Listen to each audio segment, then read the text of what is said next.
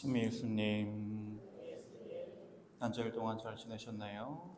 네, 저는 지난 한 주가 너무너무 길었습니다.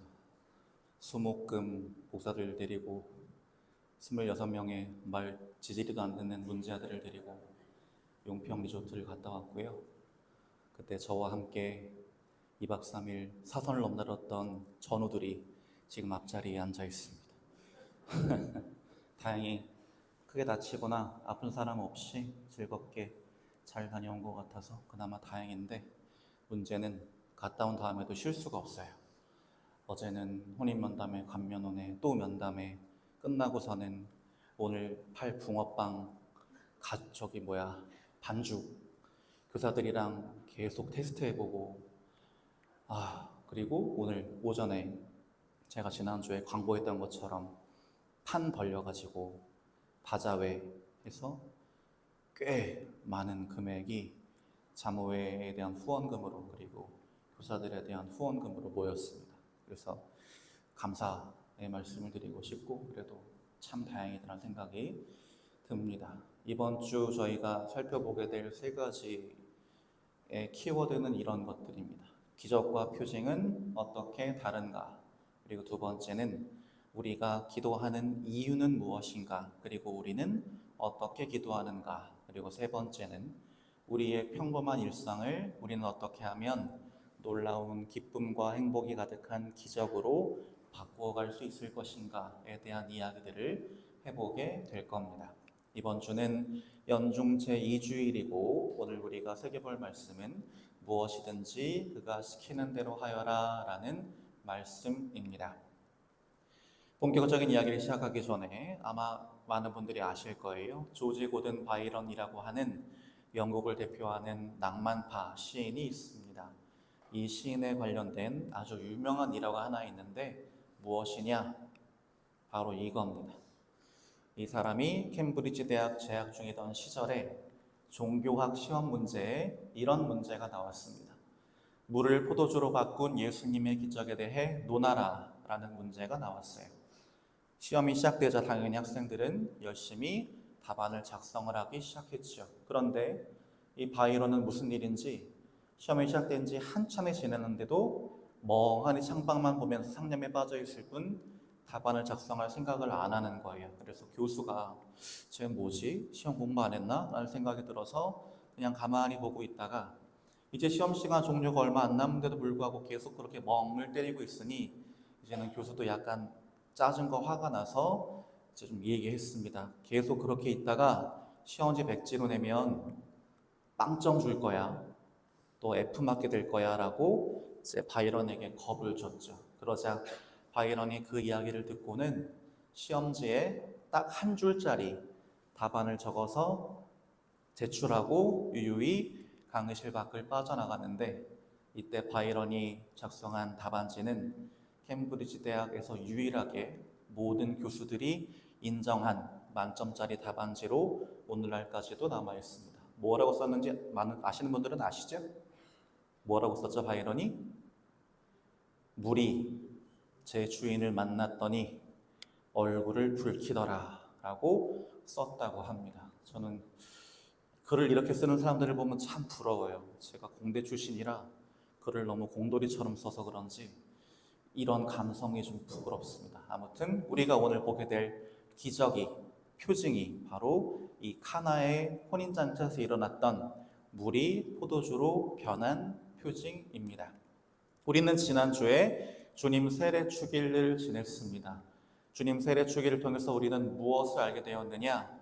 우리는 보통 물을 우리의 이마에 뿌림으로써 세례 예식을 함으로써 우리 자신이 거룩해진다라고 알고 있는데, 우리가 그렇게 될 수 있는 이유는 예수님께서 우리를 위해서 당신이 직접 세례를 받으심으로써 우리가 세례를 받을 그 물을 거룩하게 만드셨기 때문이고, 그렇게 해서 우리가 물로 거행하는 세례가 하느님이 우리를 얼마나 사랑하시는지, 하느님이 우리의 죄를 용서하시고 당신 나라로 초대하시기 위해서 우리를 얼마나 열심히 이 당신에게로 이끌고 계시는지를 드러내는 성사가 되었다라고 하는 것을 우리는 지난주 주님 세례 축일을 통해서 보게 되었습니다. 그리고 오늘은 거기에 이어져서 주님께서 직접 거룩하게 만드신 그 물로 일으키신 첫 번째 표징을 보게 되는 것이죠.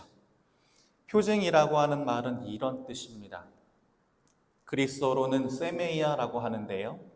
기존과는 다른 새로운 어떤 것이 시작되었다를 알려주는 신호 혹은 표시라고 합니다. 기적과는 의미가 달라요. 우리는 어떤 걸 기적이라고 하죠? 인간의 일반적인 사고방식 안에서, 인간의 이성과 논리 안에서는 이해하기 힘든 놀랍고 신기한 일을 보통 우리는 기적이라고 하죠. 그런데 예수님께서 일으키신 것은 기적이 아니라 표징이라는 뜻입니다. 예수님께서 물을 포도주로 바꾸신 것은 당신의 놀라운 능력을 우리에게 드러내 과시하기 위함이 아니라 당신의 등장과 함께, 그리고 물을 포도주로 바꾸시는 그 사건과 함께 뭔가 새로운 것이 우리 역사 안에 시작되었다라고 하는 것을 보여주시기 위해 의도적으로 일으키신 일이었다는 뜻입니다. 그래서 우리는 오늘 복음서에서 일어난 사건들을 기적이라고 부르지 않고 표징이라고 부릅니다. 예수님이 놀랍고 신기한 걸 그저 보여주시려고, 마치 쇼처럼 보여주시려고 하시는 것이 아니라 오늘을 기점으로 하느님 나라라고 하는 새로운 세상이 열렸다라고 하는 것을, 우리를 구원하시려는 하느님 아버지의 뜻이 본격적으로 시작되었다라고 하는 것을 이 사건을 통해서 보여주려고 하셨기 때문에, 선포하려고 하셨기 때문에 우리는 오늘 일어난 일들을 표징이라고 부르는 것이죠. 성모님과 예수님의 제자들 몇 명이 혼인잔치에 초대를 받았습니다. 이스라엘에서 혼인잔치를 보통 얼마 동안 하냐면요, 기본이 일주일이에요. 기본이 일주일이고 이 사람들이 마시는 술의 양이 어마어마합니다. 우리나라 사람들 술 좋아하지만 이 사람들 혼인잔치에서 마시는 술 양 보면 우리가 깜짝 놀랄 정도입니다. 그런데 문제는 오늘날은 포도주가 떨어지면 구하는 게 어렵지 않습니다. 그냥 가까운 데 가서 사면 돼요. 근데 이때는 포도주를 다 담가서 먹던 시절입니다. 그런데 온 마을 사람들이 모여서 일주일 동안 흥겨운 잔치를 벌이는데 그만 중간에 포도주가 동나는 일이 벌어졌습니다. 그러면 이제 그때부터 분위기가 싸해지겠죠. 그리고 이 혼인을 준비하는 당사자인 혼주들은 마음이 굉장히 불안하고 불편할 것이고, 그런 사정을 성모님께서는 지켜보시고 나서 예수님께 넌지시 딱 한마디 하십니다. 얘야, 포도주가 없구나 라고 성모님이 예수님께 한마디 하시는 걸 볼 수 있습니다. 성모님은 당신 아들 예수님이 얼마나 놀라운 능력을 갖고 계시는지를 다 알고 계셨어요. 그럼에도 불구하고 아들 이것 좀 해결해줘, 저 사람들 좀 도와줘 라고 아드님께 무엇인가를 조르고 해결해달라고 청하고 하기보다는 그냥 그 신혼부부가 처한 딱한 처지를 한 문장으로 말씀드릴 뿐이었습니다. 그렇게 하실 수 있었던 이유는 그만큼 당신의 아들 예수님을 믿었기 때문이고, 당신 아들 예수님이 그 문제를 어떤 식으로든 가장 좋은 방향으로 알아서 잘 처리할 것이라고 신뢰하셨기 때문입니다. 그리고 우리는 이런 성모님의 모습을 통해서 우리가 주님께 기도를 어떻게 해야 되는지를 보게 되죠. 우리는 보통 주님께 간절히 기도할 때 굉장히 구체적으로 기도합니다. 주님, 제가 이런 상황인데 너무 힘듭니다. 이것 좀 해결해 주세요. 저 좀 살려주세요. 저에게 이것 좀 내려주세요. 이런 식으로 내가 원하는 것들을 딱 한정해서 구체적으로 청하기 마련인데, 성모님은 그럴 필요 없다는 걸, 우리가 그분을 온전히 믿고 맡겨드리면 그분께서 알아서 하신다는 것을 우리에게 보여주시면서 기도의 주도권을 주님께 온전히 내어드리고 순명해야 한다는 걸 몸소 보여주신 겁니다. 그런데 그에 대한 예수님의 답변이 조금 차갑게 느껴집니다. 여인이시여, 저에게 무엇을 바라십니까? 아직 저의 때가 오지 않았습니다 라고 이야기하십니다. 만약에 저희 어머니가 저한테 뭔가 부탁을 하셨는데, 삼신부님 이것 좀 해주세요 이랬는데 제가 저희 어머니한테 저한테 왜 그러십니까 자매님 그러시면 저희 어머니가 기분이 어떠실까요? 이 자식이 신부됐다고 아주 그냥 건방 그렇게 생각하실 거예요. 그렇게 느껴지는 표현이에요. 여인이시여, 저에게 무엇을 바라십니까? 근데 이것은 조금 의역된 표현이고요. 원래 그리스어로는 뭐라고 직역되냐면 여인이시여 당신과 제가 이 일과 무슨 상관이 있습니까? 라고 번역할 수 있는 표현입니다. 근데 이렇게 지극해 놓고 나니 좀 더 예수님의 모습이 차갑게 느껴져요. 우리의 딱한 처지를 외면하지 않으시고 늘 사랑과 관심으로 보살피시는 분께서 마치 그 신혼부부가 처한 상황은 당신과 아무런 상관이 없다라고 선을 그는 모습으로 보이고 있기 때문입니다. 또 하나, 아직 저의 때가 오지 않았습니다 라고 하는 구절도 우리에게 이런 여러 가지 생각들을 갖게 합니다. 아니, 예수님께서 놀라운 일을 일으키시는데 특별한 시간이 되어야만 하실 수 있는 건가? 마치 스포츠 경기에 휘슬이 울려야 그때부터 본격적으로 경기가 시작되는 것처럼 예수님도 특정 시간이 되고 요이 땅 해야 당신의 공생활을 시작하실 수 있다는 뜻인가? 라고 우리가 생각하게 되기 때문입니다. 그러나 예수님이 이렇게 말씀하시는 데에는 그런 뜻이 아니었지요. 예수님이 말씀하신 저의 때란 무엇이냐면 특정한 시간을 말씀하시는 것이 아니라 모든 상황이 완전히 무르익어서 이제는 그것을 했을 때 최대 효과를 낼 수 있게 되는 그 주관적인 시간을 말씀하시는 거고요. 무엇을 하기 위한 시간이냐면 예수님의 말과 행동을 통해서 하느님 아버지의 선하신 뜻이, 그분의 사랑이 사람들 앞에 온전히 드러나게 되는 때를 말씀하시는 거고, 그 때를 결정하기 위해 가장 중요한 것은 무엇이라고 생각하셨냐면 우리의 깊고 성숙한 믿음이라고 생각하셨던 거예요. 우리의 믿음이 성숙되지 않았는데 그저 놀라운 일을 보게 되면 우와 신기하다로 끝나버릴 것이기 때문에 그 안에 숨어있는 예수님의 뜻을, 그 안에 숨어있는 하느님의 의도를 헤아리지 못하고 그저 놀랍고 신기한 일로 치부하고 치워버릴 것이기 때문에 예수님은 그런 일이 생기지 않도록 우리의 믿음이 충분히 무르익을 때까지 기다리신 거죠. 그래서 예수님께서는 우리에게 일으키시는 그런 기적 안에 담긴 하느님 아버지의 뜻을 우리가 온전히 알아보고 따를 수 있을 그때 당신의 사명을 본격적으로 시작하시려고 때를 기다리고 계셨던 겁니다. 그래서 성모님께서 그런 예수님께 포도주가 없구나 라고 하시고 거기다 단 한 마디 더 얹어서 이렇게까지 말씀하십니다. 무엇이든지 그가 시키는 대로 하여라 라고 그 혼인잔치에 있던 일꾼들에게 이야기하셔요. 그러자 예수님께서 비로소 당신의 생각을 바꾸셨는지 당신의 할 일을 본격적으로 하기 시작하십니다. 그런데 예수님께서 태도를 바꾸시게 된 이유에는 이 짧은 말 안에 우리의 믿음이 성숙될 수 있는 굉장히 중요한 요소가 들어있기 때문입니다. 우리는 기도할 때 우리가 원하는 걸 하느님께 청하지 하느님이 원하시는 걸 우리가 받아들이게 해달라고 기도하지 않습니다. 하지만 성모님은 그 반대로 기도하시죠.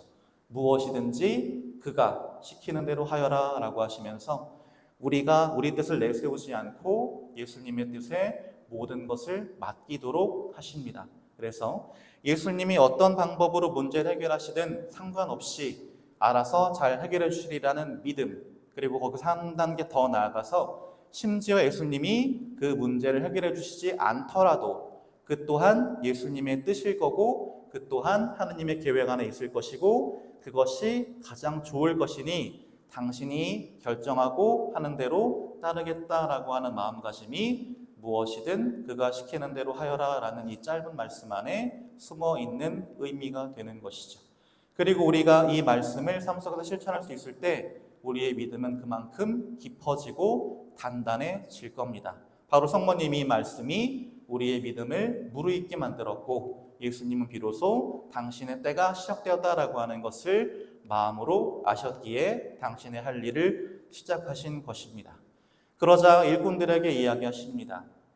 물독에 물을 채워라 라고 말씀하십니다.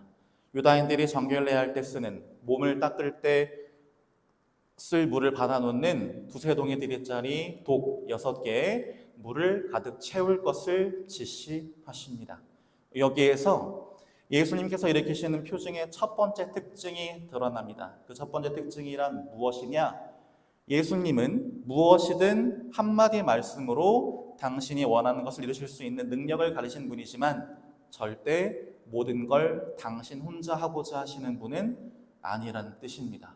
능력이 부족해서가 아니라 우리가 당신의 일에 협력함으로써 우리의 믿음이 깊어지고 우리가 구원되기를 바라시기 때문에, 우리가 구원의 조연이 아니라 구원의 주인공이 되기를 바라시기 때문에 우리를 초대하시는 거죠. 그래서 당신을 믿고 따르는 우리의 실천을 통해서 우리를 도구로 삼아서 예수님은 하느님의 영광을 이루신다라고 하는 것이 예수님께서 일으키시는 표징의 첫 번째 특징이 되겠습니다. 그러고 나서 말씀하십니다. 이제는 그것을 벗어 과방장에게 날라다 주어라 라고 하십니다. 과방장은 오늘날로 하면 파티 플래너와 같은 사람이에요. 전체적인 잔치를 준비하고 계획하고 진행하면서 부족한 것들을 채우고 하는 사람, 관리하는 사람입니다. 그 사람에게 방금 항아리에 담았던 그 물을 퍼서 날라다 주라고 한 거예요. 자, 여러분이 이런 지시를 만약에 받으셨다면 어떤 반응을 보이실까요? 지금 내 생각하기에 물동 안에 들어있는 것은 뭐예요? 물입니다. 근데 그 물을 퍼서 날라다 주라고 합니다. 내 생각대로라면 과방장이 그 물을 보고 뭐라고 그럴까요? 나한테 너 미쳤냐? 라고 할 겁니다. 당연히 그 생각을 하면서 망설이게 될 거예요. 누구처럼? 얘처럼. 지금 얘가 너무 작게 나와서 얼굴 표정이 안 보이실 텐데 지금 예수님을 어떻게 보고 있냐면 이렇게 보고 있어요. 이걸요? 이걸 날라다 주라고요 진짜? 라고 예수님을 보고 있는 모습입니다.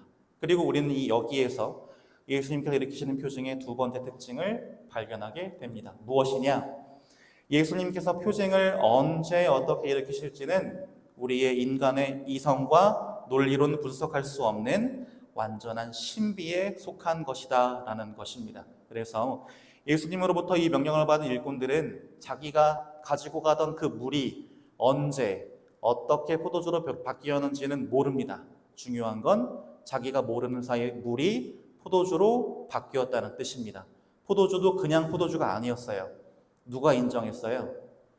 과방장이 인정했습니다. 뭐라고?